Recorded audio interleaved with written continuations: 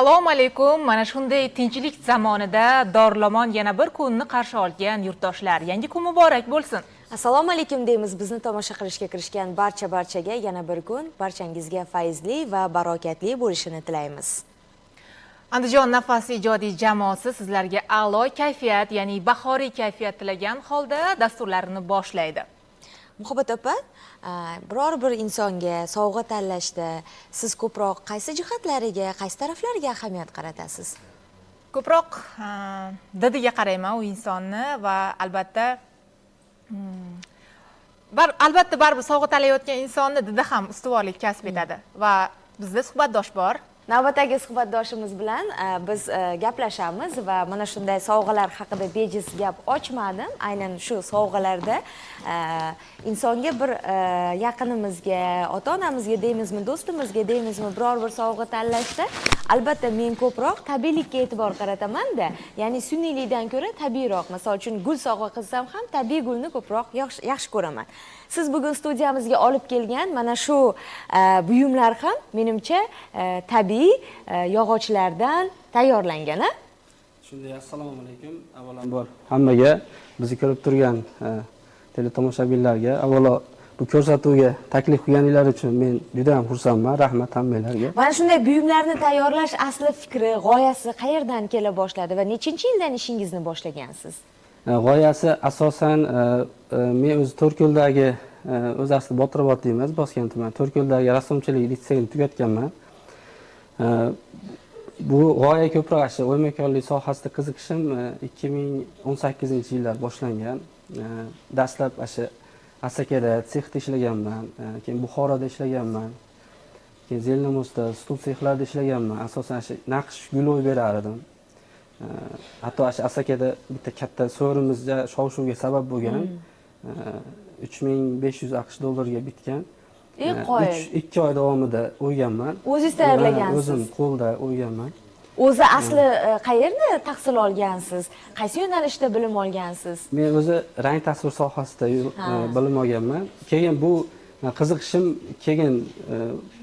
internetdan video reelslar ko'rib, boshqa Rossiyada, Eronda, Angliyada, Amerikadagi hunarmandlar ishini ko'rib qiziqib qolganman. Nahotki shu o'tin narsalardan shunaqa san'at asarlari yaratilsa. Dastlab bu ishni 2018 boshlagan bo'lsam, kichkina stulchidan boshlaganman, birinchi kichkina narsalardan. Keyin do'konga chiqqanman, zakazlarim ko'payib, keyin karantin paytida ko'ksdan keyin qo'lim kesilib qolib, ish to'xtab, keyin yana o'sha ichimda shu narsa uyg'onavergansa, tinchlik bermagandan keyin ijod kelavergan. Ijod kelavergan. Nahotki shunaqa hunarim bo'lib turib, boshqa ish qilib yursam deb ko'pchilik ham aytgan, to'xtatib qo'yganimda bekor to'xtatdingiz shu ishlarni deb. Keyin mana yaqinda bir ozroq summa ajratib, nima bo'lsa bo'ldi. Erkak kishi bir 40 yoshgacha o'zini bir kamolotiga erishmasa bo'lmaydi baribir. Uydagilar ham nima bo'ldi bu o'tinlarni kim oladi deb dadam ko'p aytardi. Ishonmagan. Lekin onam ko'p qo'llab-quvvatladi. Yaxshi, zo'r. Hech aybi bo'lsa monimdayroq qilsang, unaqa bo'ladi, yaxshi chiqadi deb. Hozir dadam ham ko'rib juda ham xursand bo'ldi. Televideniyega taklif qilishdi desam, aslida xursand bo'lib ketdi. Keyin sotuvlar hozir hammasi, hatto bu studiyada turgan ikkita soatimiz ham sotilib bo'lgan. O'zi aslida bir akamiz bayramga hadya qilar ekan. Ko'rib, ko'chaga chiqib qo'ydim. Baribir bizda onlayn savdodan ko'ra offlayn savdo yaxshi ekan. Chunki odamlar, bitta mebelchi akamiz aytuvdi, mebel bu san'at. Mebelni borib o'tirib ko'rish kerak, mebelni borib ushlab ko'rish kerak. Mebelda bir onlayn xarid bo'lmaydi deb haqiqatda to'g'ri aytgan ekan. Nimani qila olishingizni xalqqa, odamlarga ko'rsatib bersangiz, juda katta qiziqish bilan bildirishyapti, izohlarda fikrlarni qoldiryapti. Zo'r, biz Andijonimizda bunaqa hunarmandlar borligidan faxrlanamiz deb. Shu nimalarni o'qib yana ham odam ilhomlanib, demak, ungacha lekin katta ikkilanishda bo'lganman. Shu ikkilanishda bo'lib turgan hunarmand vakillariga ham men aytadigan gapim, ikkilanmanglar. Bu talab o'ta katta ekan. Endi masalan bir biznesmen gapini aytuvdim-da, hozirgi yoshlarda, O'zbekiston yoshlarida osmonda haligi varrak uchirishga misol keltirganda biznesda, agar varrak uchirmoqchi bo'lsa, osmon bo'm-bo'sh. Kim birinchi uchirib bo'lsa, shu nima ketib qoladi degan. Haqiqatda bu sohada qanaqa odamlar olammi, qanaqa fikr nima qiladi deb o'ylayotgandim. Mana o'zim ko'rib xulosa qildim. Hozir mana bu haftaga zakazlarim bor, narigi haftaga ham zakazlarim turibdi. Yozishyapti, buni qilaverasizmi, bu mahsulotni qilaverasizmi? Qo'limdan kelsa qilaveraman, qilib beraman chiroyli qilib deb shunaqa. Tavakkal qilganingizga afsus qilmayapsiz demak. Afsus qilmayman. Bitta mana shu soatni tayyorlash uchun qancha xom ashyo ketadi va mahsulotlarni tayyor holatga keltirishda nimalardan foydalanasiz? Asosan kichkina dastgohlar ketadi. Bularga asosan o'zi qarab yurasizda, o'zingiz izlanib qarab yurasizda, bu narsadan tozalasam bunaqa narsa chiqar ekan. Bu narsadan tozalasam, hatto men ko'p buni Eronlik hunarmandlarni kuzatib boraman. Ularda o'ta hunarmandchilik sohasi rivojlangan. O'ta katta.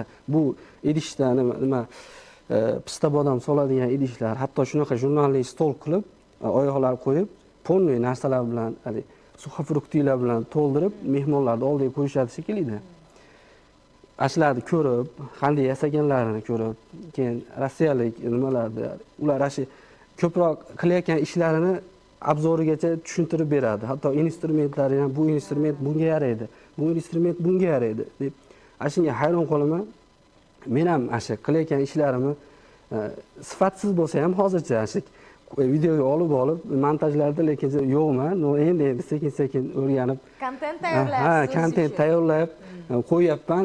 Ashi bitta hozir o'tgan juma aeroport oldiga chiqqanimda shu videoyim ko'p ko'rilib nima bo'lib ketdi. Men tomoshabinlardan ham, obuna bo'lganlarga ham hozir mana aytib qo'ymoqchiman. Rahmat sizlarga, juda katta rahmat meni qo'llab-quvvatlaganinglar uchun.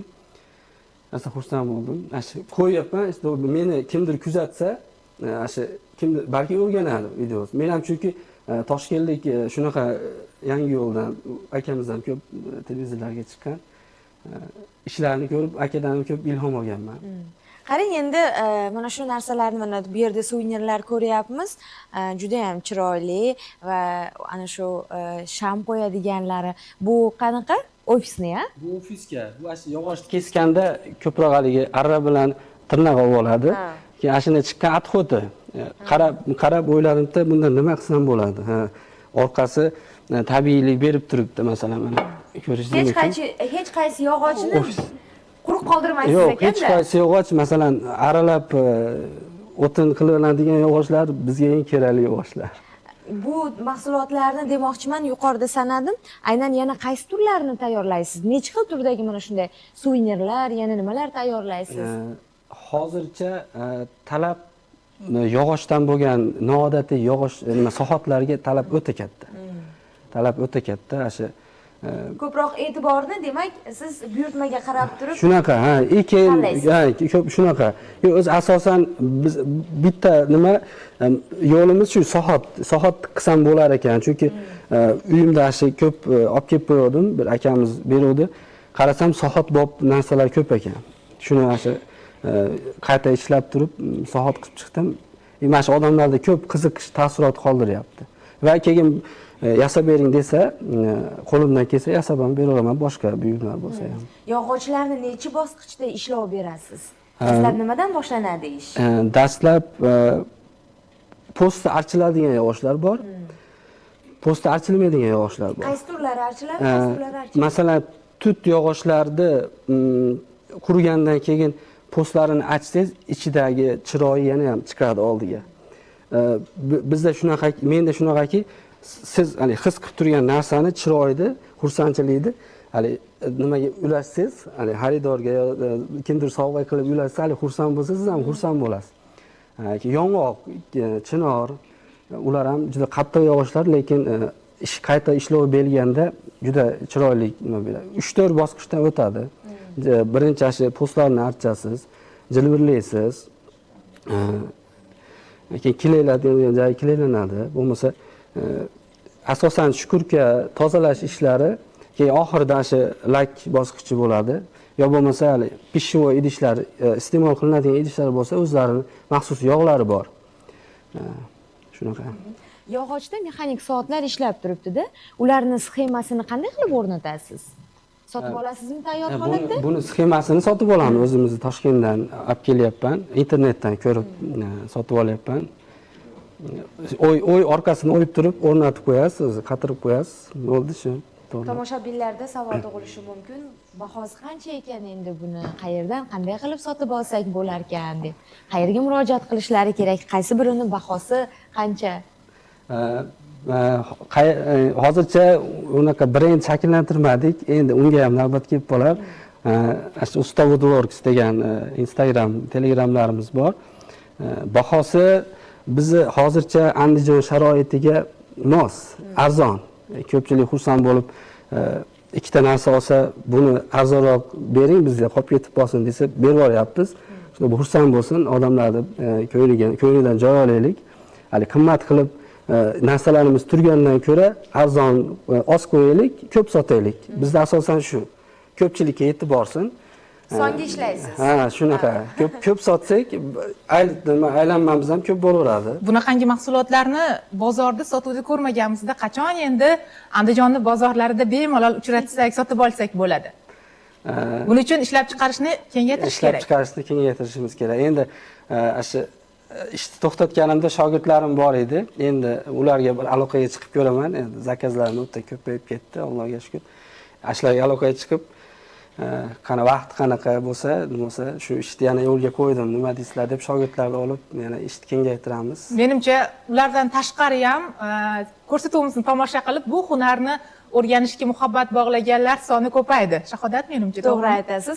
Mana Muhabbat opa, qarang, birinchidagi turgan ana shu soat meni e'tiborimni ko'p tortyapti-da. Mana shuni tayyorlash uchun sizga qancha vaqt kerak bo'ladi? Bir kun rostmana bir kun vaqt ketadi. Ertalabdan kechgacha siz shu bo'yicha ishlaysiz. Shunday. Uni kech payt laklab qo'yaman. Ertasi kuni ikkinchi kun rostmana quriydi. Uchinchi kun rostmana laki qurib bo'ladi. Mana suhbatimiz avvalida dadam aytganlarki, bu yog'och bilan bir daromad topish qiyin degan gapga shama qilgan dedingizda va otangizga bugun nimani isbotlab qo'ya oldingiz? Otam unday degani bilan o'zi aslida meni qo'llaydi. Endi farzandim yaxshiroq daromad yo'lidan ketsin degan ma'noda shunday ma'noda gapirgan. Ota-ona hech qachon farzandiga yomonlik tilamaydi. Bizdan keyin yaxshiroq daromad, ota-ona xursand bo'ladi farzandi yaxshi daromad topsa. Dadam ko'rib xursand bo'ldi o'zi ham ham berdi. Nima dedi? Yog'och ham insonning qo'lida bir san'atga aylanar ekan dedimi? Qo'ying dedim. Men dedi, bunaqa qiziqish bildiradi deb o'ylamadim odamlar. Bunchalik natijani kutmagan. Hatto men o'zim ham kutmadim. O'zim ham bunchalik natija beradi deb kutmadim. Mana shu yo'lga chiqdimda ko'proq odamlar o'tadigan, xalqaro ahamiyatga ega bo'lgan yo'llar O'sh Toshkent yo'nalishi bo'yicha shu yerda ko'rsa kerak odamlar. Ko'p internetda ko'rardim. Hatto braziliyalik ustalarni ham kuzatib boraman-da. Ularda ham o'ta rivojlangan shunaqa tabiiy ko'chalarga turishadi-da. Ba'zilari onlayn sotadi, onlayndan oshmaydi. Keyin bir nima qilib ko'raychi dedim, yaxshi, qiziq, o'ta odamlar katta qiziqish bildirdi. O'zi dunyoda mana bilasizmi, odamlarning estetikasi rivojlangan sari Shahodat sun'iy mahsulotlarga bo'lgan talab birmuncha pasaydi. Endi art san'atga qiziqyapti odamlar, ya'ni o'sha tabiatni unsurlaridan, tabiatni bevosita tabiiy mahsulotlaridan, kerak bo'lsa chiqindilardan qayta ishlangan mahsulotlar bugun trendga chiqyapti. Va qadri ham balandda, qo'l ishida yasalgan mahsulotlarni va shu hunaringizni kengaytirish orqali bevosita Andijonni turizm muhitidagi jozibador muhitni ham kengaytirishga hissa qo'shishingiz mumkin. Bu haqda o'ylab ko'rmaganmisiz? Ko'p takliflar bo'lyapti. Biz sizga lokatsiya nima qilsak, bersak, sotsangiz. Hozircha ko'p odamlar o'sha yerga o'rgandi shekilli, keyin yana ham kengaytirsak bir do'kon qilamizmi, bir showroom qilamizmi degan niyatlarimiz bor. Shaharda bir gavjum joydan odamlar kelib, bemalol ko'rib, tanlab oladigan qilib. Chunki baribir ushlab ko'rib olgani baribir boshqacha onlayn xarid qilgandan ko'ra. Mana shu tayyorlayotgan suvenirlaringizda qadimiylikni bir aks ettirgan tasvirlarni ham tushirganmisiz, ko'rinishlarni? Qadimiylik aks etgan hozircha unday ish qilganim yo'q hozircha. Endi O'ylab ko'ring. Ha, Shu menimcha yaxshi talabga yaxshi bo'ladi. Niyat bor. Chunki Buxoroda ham ishlaganman o'ymakorlik sohasi bo'yicha. O'sha yerda yurib ko'rdim, hunarmandchilik sohasi, tabiiylik saqlanib qolgan. Hatto shu ko'chalarga kirsangiz ham shu davrga tushib qolgandek bo'lasiz. Rahmat deymiz yaxshi suhbat uchun va bizda hozir chiroyli taronan, undan so'ng yana suhbatdoshlarimiz bor. Albatta mana shunday ijodingizda muvaffaqiyatlar tilab qolamiz. Aziz teletomoshabinlar, Andijon nafasidan, Andijon telekanalidan uzoqlashmang. Hali yaxshi suhbatlarni e'tiboringizga havola etamiz. Hozir navbat yaxshi bir taronaga.